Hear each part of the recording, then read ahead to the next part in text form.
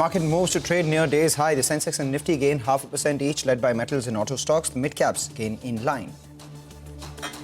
Hero MotoCorp misses expectations on bike sales, but sale of scooters sees an over 60% surge, saving the day. The two-wheeler major sees sales picking up further with the festive season round the bend. ITC sees strong volume growth in cigarettes and inline growth in FMCG, even as margins come under pressure. On the bright side, the company is seeing early signs of demand recovery in urban consumption. Indian energy imports from the US are likely to increase 1.5 times in FY26, sources tell CNBC-TV18. This even as not buying Russian oil can cause prices to spike and can weigh against any big shift.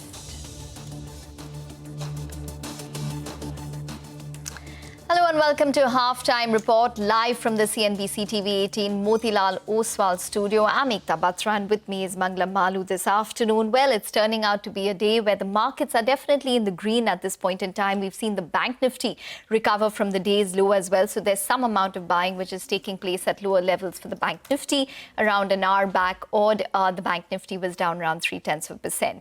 The big cues to watch out for would be the RBI policy as well as earnings, which would be in focus. And in terms of stock-specific focus this week, we do have UPL, Hero MotoCorp, Delivery, Narayana, a lot of these stocks which are reacting to their numbers. Separately, a lot of results today as well, Manglam.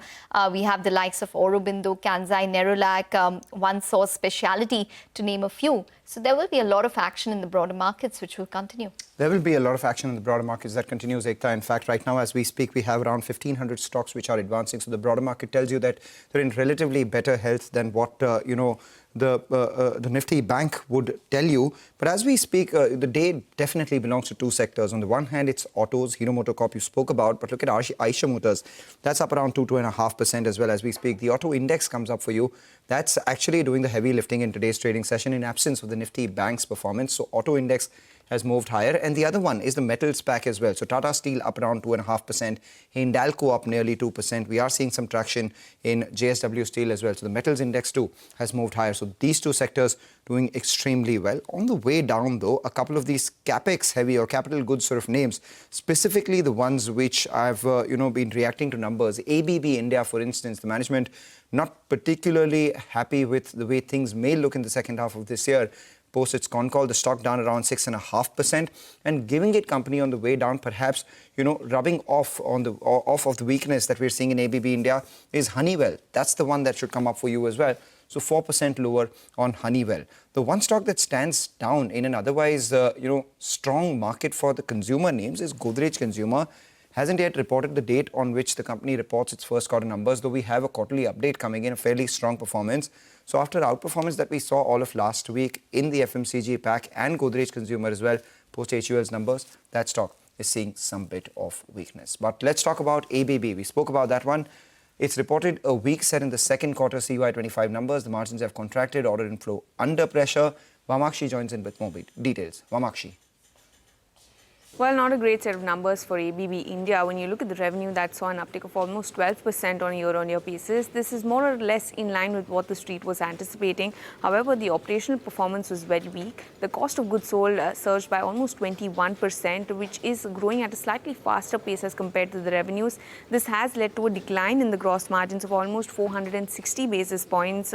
Apart from that, we saw a rise of almost 25% in the other expenses, which again put pressure on the EBITDA margins. They were down almost 600 basis points, and the net profit saw a decline of almost 21%.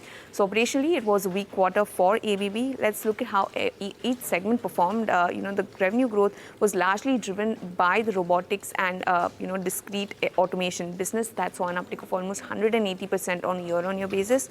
Other than that, electrification saw good growth of almost 23%. It came in slightly above what the street was expecting, but the motions business was rather flat, and process automation actually dipped by 20%. 22%.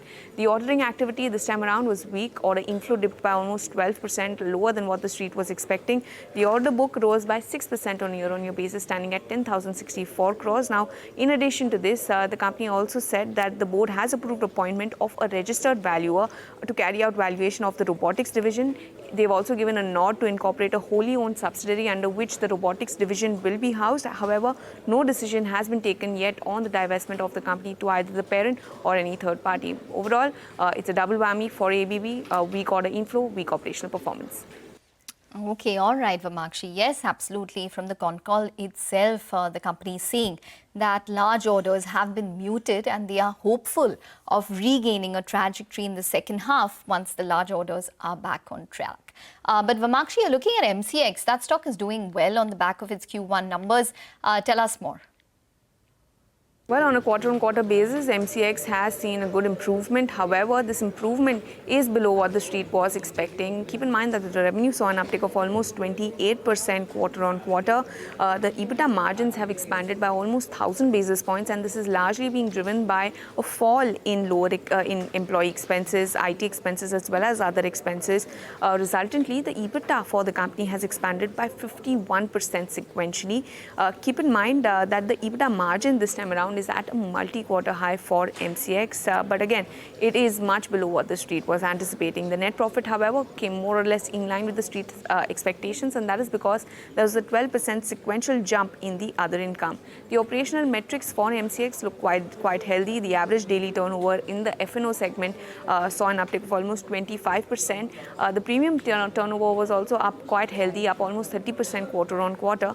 Now, in addition to this, the board has approved stock split in the ratio 1:5, so that is something that we'll be watching out for. But overall, MCX does look good on a quarter-on-quarter basis, but is below what the street was anticipating.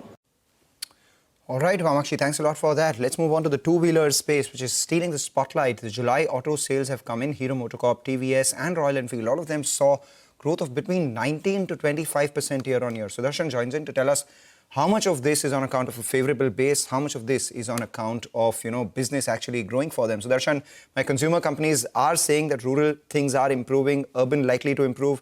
Does that tie in with what your auto guys are saying too? It's same for auto guys as well, because ahead of the festive season, all the players are saying that they are expecting an improvement in the volume. But first, talking about the July auto sales. Now, except Bajaj Auto, all the companies have reported or basically seen a growth in the domestic segment. Bajaj Auto has reported a decline of 13%, but except Bajaj Auto, all the companies have seen a growth in the range of 19 to 25% as far as domestic segment is concerned. But for the export segment, all the players have reported a growth. Remember, for Bajaj and TVS, contribution of domestic and export is almost the same, around 40 to 45%. As far as Royal Enfield is concerned, export segment contributes just 13% to total sales. So even if Eicher is saying that they have reported 95% in growth in export segment, but it's very minimal. It's almost the same for Hero MotoCorp. Now, so two of the major outperformers in July, the month of July, are TVS Motor and Hero MotoCorp. Why? It was an all-round beat by TVS Motor. You talk about domestic, you talk about exports, everywhere they have done very well. Now for Hero, domestic segment has done well. And especially in the domestic segment, one segment that has been doing well is the scooter segment, where it has seen a growth of 64%. Versus expectation of in the range of 20 to 25%. Motorcycle segment too has seen a growth, but that growth was below estimate. What about the outlook? Now, a festive season is coming. One segment that is expected to do well is the entry-level segment. And two of the biggest players in this segment are TVS Motor and Hero MotoCorp. Even in the commentary also, Hero MotoCorp is saying that retail demand has been stable and expects volumes to rise as the festive season approaches. So that's the reason you are seeing a big move in all these names. Okay, all right, Sudarshan, thanks very much for that. So yes, it's definitely the two-wheelers which are really riding away in today's trading session. As you can see, Bajaj Auto, TVS Motors, Hero MotoCorp, Eicher Motors, all of these stocks doing well in today's trade. We'll take a short break, but we'll do that and give you a reminder as well for our viewers. Unlock a world of exclusivity, expertise and influence. Become a member of CNBC-TV18 Access, our premium members-only experience on CNBC-TV18.com. The membership includes access to CNBC-TV18's flagship events, interaction with our journalists, along with with curated studio tours, e-learning sessions and masterclasses, and curated lifestyle benefits.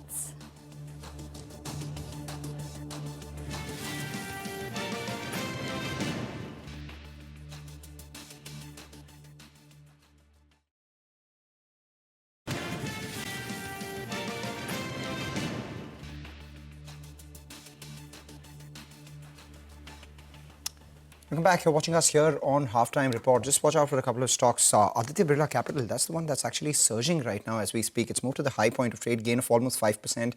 JSW Energy as well is moving higher. So broader markets are doing fairly well. And then you have the quick service restaurant space too. Jubilant Foodworks has spiked. It's moved to the high point. Remember, the company has given its first quarter update. It's over 12% same-store sales growth coming in for them this time around. So we'll watch out for that. But meanwhile, we do have another stock on our radar. Ekta joins in for Narayana Health. Ekta, we had the management join us today. What is your takeaway from that? This is the Insight Edge segment. Yes, absolutely. So Narayana Health, overall it was a good, okay set of numbers. It wasn't something too worrisome in terms of the numbers. So the revenue was up around 15.4% on a year-on-year basis. And it was the highest ever quarterly revenue by the company this quarter. The margins were 23.9%. So that came off on a year-on-year as well as on a Q-on-Q basis. And that was because of the integrated care segment, which I'll come to in just a bit. But the street was anticipating maybe, 24% margins this quarter. So it didn't deviate too much from that. In terms of profit, that too was down around 2.3% year-on-year. Now, the India revenue was up in single digits. It was up around 7.8% year-on-year. Cayman did very well. So they opened a second hospital in Cayman Islands, and that revenue is shot up 48.4% on a year-on-year basis. The integrated health business, which had a cash burn of around 65 crores in the previous quarter, where they are looking at clinics, etc., that generated a revenue of around 14.4 crores this quarter. It was up around 79.4% year-on-year. Now, we did speak to the management, a couple of key insights which they had is that the dilution in margin is due to the investment in the integrated care segment. And they're expecting this integrated care segment to be close to break even in the next 2 to 3 years. They've set around 450 crores aside for the integrated care business in terms of investments. And separately, they took around a low single-digit price hike in January. In fact, let's listen in to what Sandhya J, the group CFO, had to tell us earlier this morning. Now, the reason we are seeing this dilution in the margin is because we are investing in our integrated care business. So in all, from an India point of view, we have set aside about 450 crores for the integrated care business, 400 to 450 crores. Now, it will take 2 to 3 years time for it to be in a state where it is coming to break even, not because individual clinics are taking that much time, but because that we will keep expanding also and investing behind this vertical. All right, another stock, a very interesting move on that is UPL. Remember, post numbers on Friday, the stock saw a sharp fall. It was down almost 6%, and now it's recovered almost all of his losses and actually moved into the green from post numbers on Friday as well. What is causing this whipsaw on that stock over the last 2 trading sessions? Ria joins in to tell us both the bull and the bear case on the stock. Ria. Well, that's right, Manglam. As you said, on Friday, the stock had ended 6% lower after reporting its Q1 FY26 numbers. Now, remember, the impairment cost had gone up to 192 crores in this quarter versus 87 crores in Q1 of FY25. And this was largely due to one client from Brazil where the company had recorded a non-cash loss of rupees 112 crores. The volume this time around has declined by around 1%, but the prices increased by 1%. And the revenue growth that we've seen in this quarter has been led by a forex gain of 2%. Now, today, the stock has reversed its trajectory completely, going up by around 6%, over 6% in fact. And we also have some brokerage notes coming in. First up, Kotak Institutional Equities remains quite bearish on the stock. They have a sell call with a target price of rupees 520. What they've said is that Q1 surprised positively on the gross margin front amid price increases in a few areas, input cost corrections, as well as increased plant utilizations. But they believe that these benefits may continue for some time ahead, although their long-term sustainability is uncertain due to demand softness and increased competition as well. In fact, they've raised their EBITDA targets for FY26 by around 12%, but for FY27 and 28, they've only increased this by a modest 1 to 4% after these numbers have come in. On the flip side, HSBC on UPL remains quite bullish. They do have a buy call on the stock with a target price of rupees 775. They've said that Q1 FY26 was muted given challenging conditions in some markets, but they believe that with a recovery and deleveraging underway, UPL is likely to enter into a virtuous cycle and create value in the process. Okay, all right, Ria, thanks very much for that. So that's on UPL. Remember that the stock has also run up very significantly this year. It's up around 40% on a year-to-date basis and adding a little more weight today, up around 6% currently for UPL. We'll take a short break, but up next, Manish Hathiramani from Deen Dayal Investments will join in with some trading calls. Stay tuned.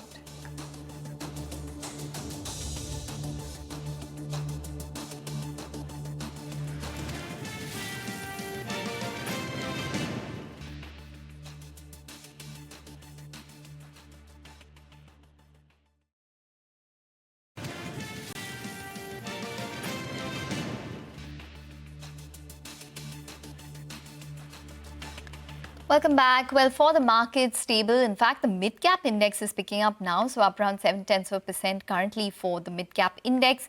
And we have the advanced decline ratio, which is holding positively, so around 2,200 stocks advancing to around 1,923 stocks declining on the Bombay Stock Exchange. Some news coming in on your screen with regards to Adani and a Bloomberg report where the Adani Group has said they are not exploring any form of collaboration with BYD for battery manufacturing in India. So just something to keep on your radar. Well, we now have Vivek who joins in to take us through all the stocks that are moving around in trade. Vivek, over to you. It's a busy day when it comes to earnings. Absolutely right. Thank you so much for that. Like you mentioned, the advanced decline ratio, especially in the last hour, has gone towards the positive territory. Quite a few stocks on the radar, mainly, like you mentioned, on the back of results reactions. First on the list has to be MCX, almost 6% higher. Very strong set of results. Along with that, the management talking about newer segments coming in, like weekly options for some of the new segments. And along with that, the street also is waiting for other updates from management once the call is underway. The other stock on the radar is Sarta Energy. Now, this particular stock, the power segment revenue growth very, very strong, almost 19% higher for this particular name. UPL, remember on Friday, the stock saw a very steep knock post the results, but post that the management has clarified that there is no change as far as the guidance is concerned, both for EBITDA as well as top line. Along with that, the management has hinted at value unlocking maybe via demerger, and also remember an IPO from the group may be underway as well.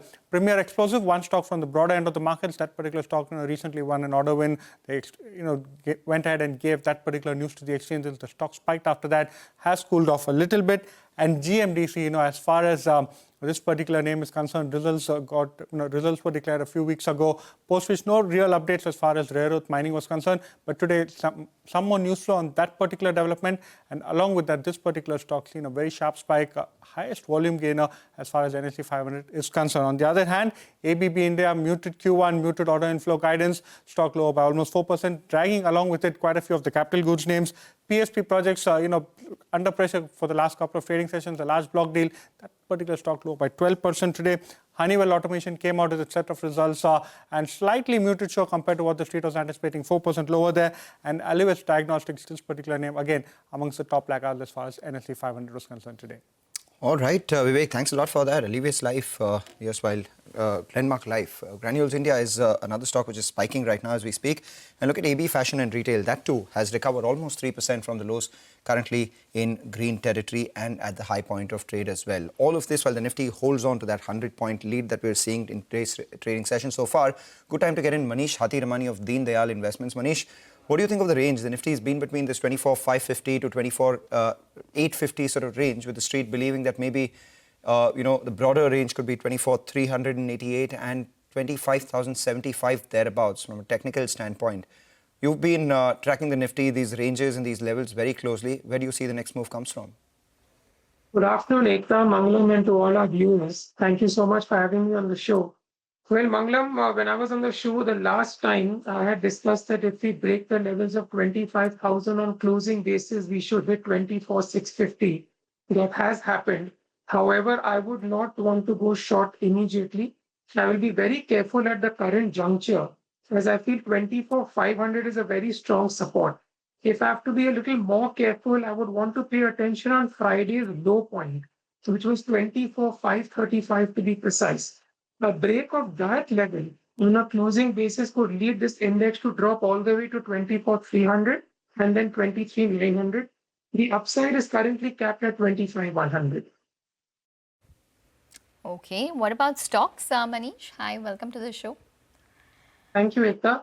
Keeping this strong support of 24,500 in mind, I'm working with two buy calls. The first one is on Reliance Industries for a target of 1445, stop loss of 1385. The stock opened with a gap down on 31st, but we failed to break the low, which was a positive sign. The next was crossing of a resistance of 1400, which happened on the same day. Volumes are also encouraging, which should allow the stock to move higher. The second buy call is on Trend, which is for a target of 5530, stop loss of 5,000. This stock was trading sideways between 49.50 and 5100. It eventually broke out of this range on Friday. The positive trend is also accompanied with good volumes. All right.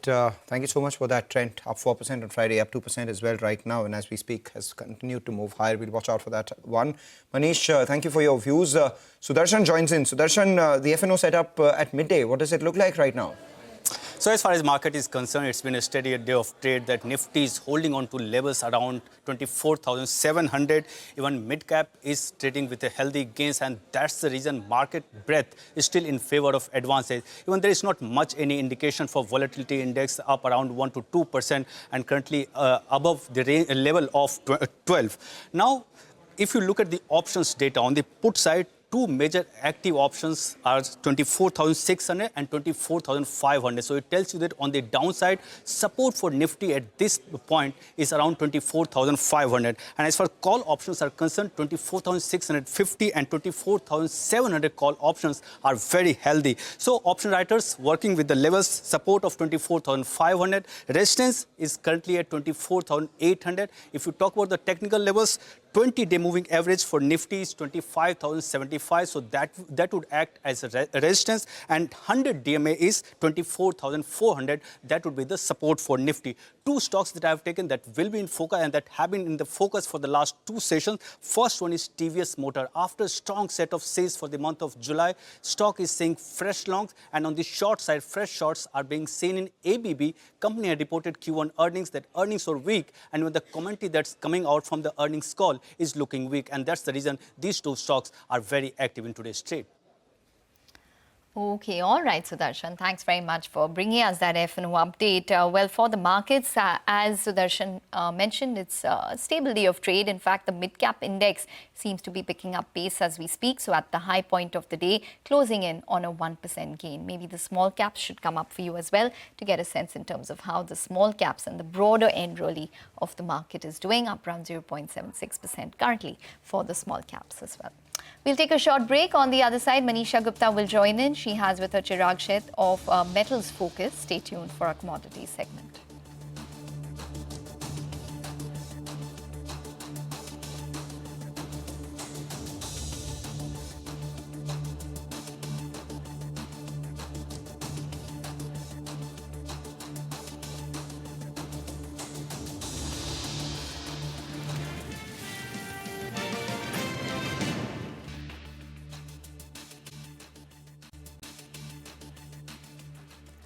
Joining us now is Chirag Sheth. He's Principal Consultant, South Asia Metal Focus. Chirag, hi. Thank you so much for joining in. First of all, your sense on the gold price is a very smart rebound, 2% up on Friday, and we're looking at more gains continuing in the day today, all thanks to the US jobs data, which has been lowered for the month of July. And May and June also have been revised on the lower side.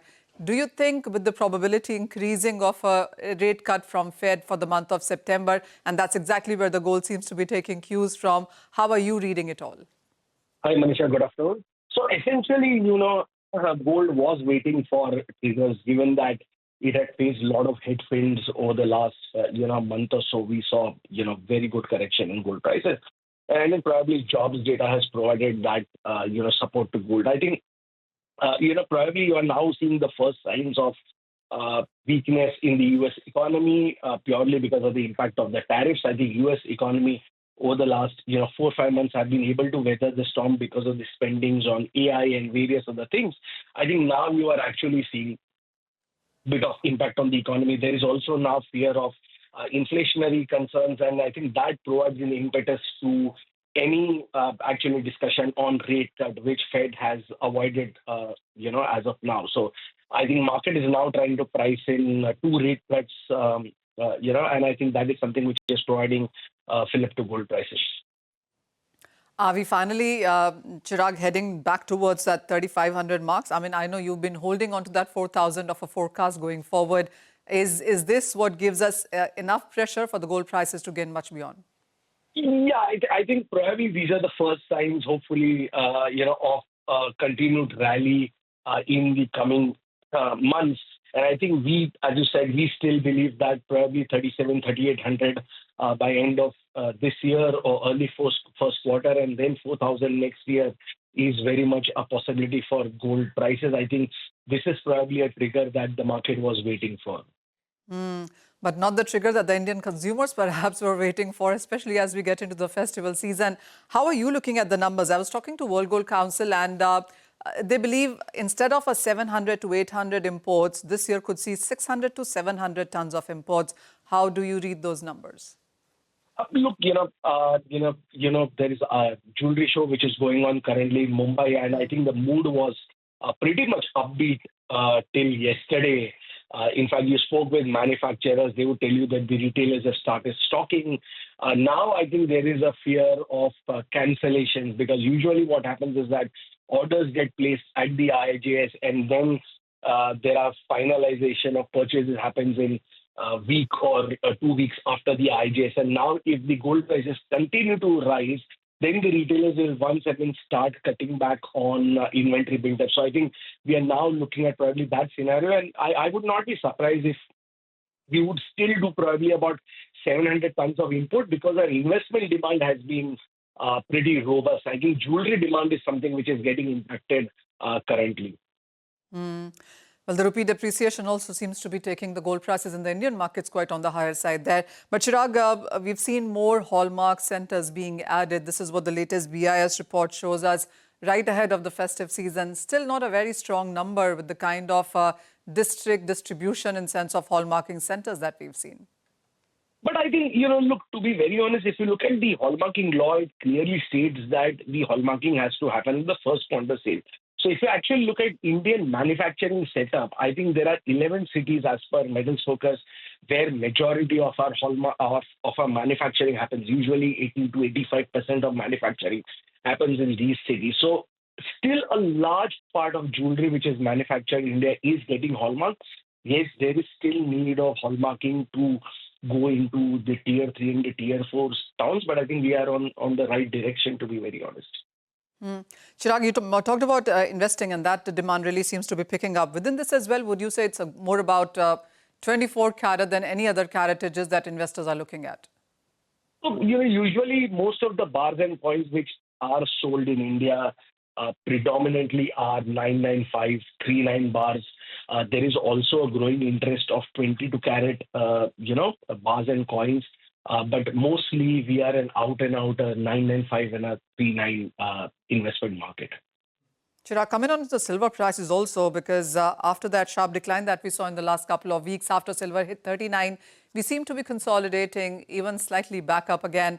A lot of questions being asked on whether silver can see further profit taking from here. If yes, what would you see as a range, both sides? So I think in the near term, silver did get, silver prices did get impact because of 2 reasons. One, we saw a bit of weakness in the base metals prices, so that actually pushed silver, down. But also this whole talk about, the big beautiful bill, which reduces tax ops on green energy, clean energy, EVs.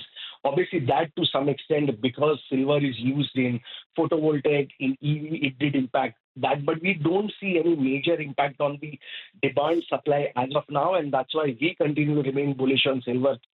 We've been saying this for many years now, that $42 to $45 is somewhere we see silver going forward, and any opportunity that one should get, one should be invested in silver.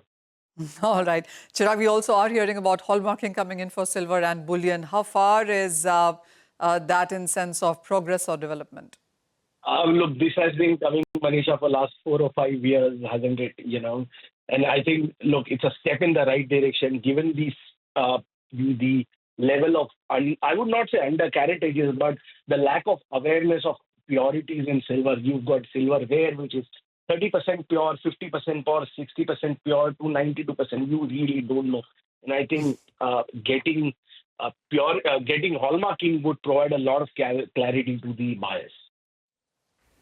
All right, we take that point. Thank you so much, Chirag, for joining in. Manisha, it's poetic that the Nifty has moved to the high point of trade, 24,713, and it's the metals which are doing well right now. The metals index comes up for you 2.5% higher on that index, and that's led by a sharp spike that we've seen in Tata Steel, which is now up almost 4.5%, and pull up, something like a JSW Steel as well. So it's just been the last 15 minutes or so where all these metal names have moved higher and currently taking the index higher as well. The Nifty at the high point. Take a short break, come back. On the other side, we get back with the management of Jupiter Lifeline Hospitals on their first quarter earnings. Stay with us.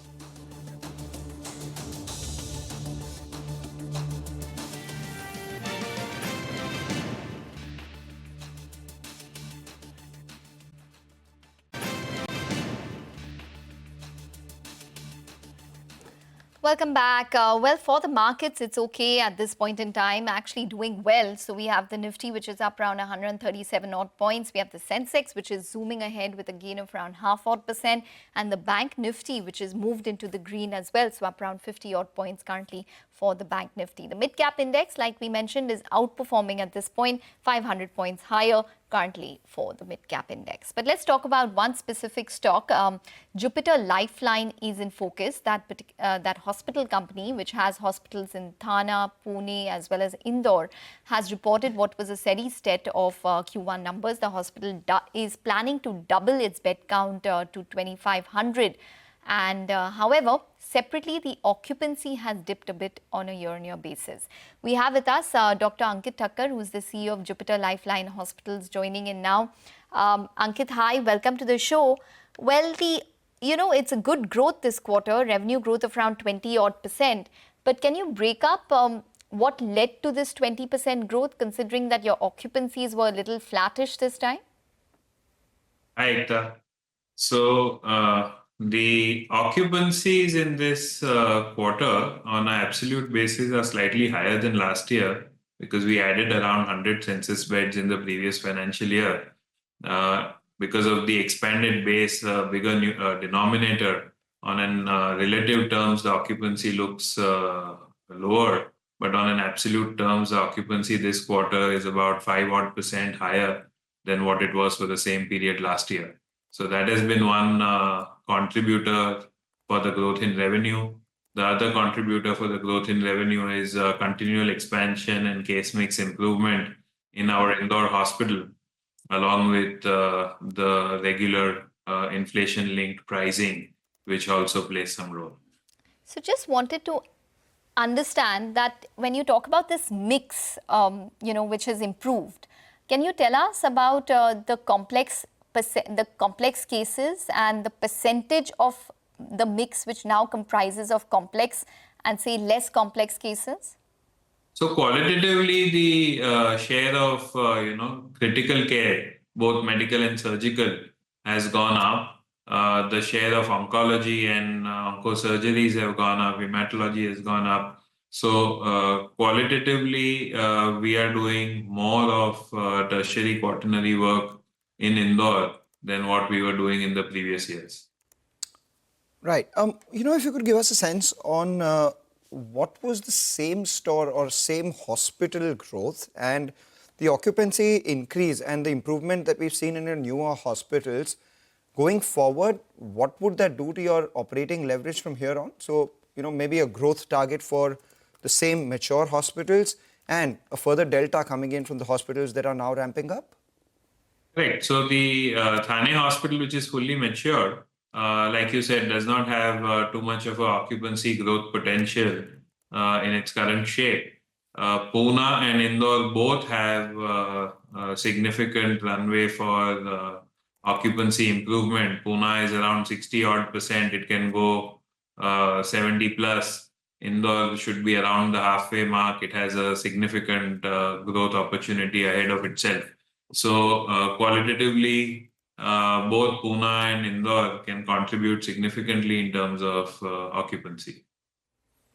And what does that do to your margins? What can we look at by the end of this year with case mix improving, with occupancies improving, and having some inflation-linked price hikes as well? Right. So I have said that mature hospitals should deliver somewhere in the zip code of 25% margins, and the growing hospitals will over time catch up to that number. So nothing much changes in our thought process on the margin front. Okay. All right. You have mentioned that, you've taken on additional debt and hence your finance costs have risen, depreciation because you have your expansion which has come on stream. So what is your profit guidance for the coming quarters and for, say, FY26 as a whole? So I don't have a number guidance, but qualitatively, as I said, the EBITDA margins hopefully should be preserved over the next 3 quarters as well. However, the gap between EBITDA and PBT is expected to be wider this year because, like you pointed out, the depreciation from all the capex last year is kicking in this year, and some finance-related costs are also higher this year. So while the EBITDA we hope should be preserved, the PBT and PAT should be a little lower. Okay. So when you say lower, how much of a decline should the street expect in terms of the profit? In the first quarter, we have about 1.5% lower than last year, same period. So I think it should probably track that way. Okay, all right. So maybe up to, say, a 3 to 4% decline in profit is a reasonable assumption? I have not done the math, but however you extrapolate the first quarter into the year. All right. Just coming to, the fact that you've taken on additional debt, around 350 odd crores. What's the plan in terms of strategically expanding in the western part of the country? Because you have mentioned that you are looking to do that. Any inorganic plans that we can expect from you? So the 3 new hospitals have been announced, Dombivli, Pune and Mira. Those 3 we should be able to complete with internal accruals and reserves. This debt is just to kind of build our coffers that in case another opportunity comes up so that we could also launch a 7th hospital, then we should be ready. We are open to inorganic opportunities if something sensible does present itself. However, there is nothing currently in the works. We are discussing for a few greenfield opportunities as well. The moment I have something to announce, I'll definitely talk about it. All right. And finally, with all these 3 coming in, assuming that there is no immediate inorganic and announcement that comes by, what is the kind of growth that you anticipate over the next, say, 4 to 5 years with your current capacity and the capabilities that you've announced? Is there any more that you're looking to announce beyond these 3? Yes, so with these 3, we naturally become a little over 2x in the next 4 to 5 years in terms of capacity, and then obviously that should translate into numbers. But yes, the intent is to also do one more. When, where, how, in what shape, I don't know today. But there is an intent and desire to maybe do one more. All right, take that point. Thank you so much for joining in and giving us the outlook on your business for this year. Wish you good luck with all the expansions and the mix that you speak about as well. With that, we'll take a short break. But as we do that, remember to stay tuned to the all-new CNBC-TV18 Prime, which brings you insights from policymakers, business leaders, economists, shaping both the world and India's future. CNBC-TV18 Prime decodes global shifts and their impact on Indian businesses, gives you unparalleled insights. You can tune into CNBC-TV18 Prime at 12 noon for the Global Reset, 1 p.m. for the Big C, and Global Lens that comes in at 8:30 p.m. on weekdays and weeknights.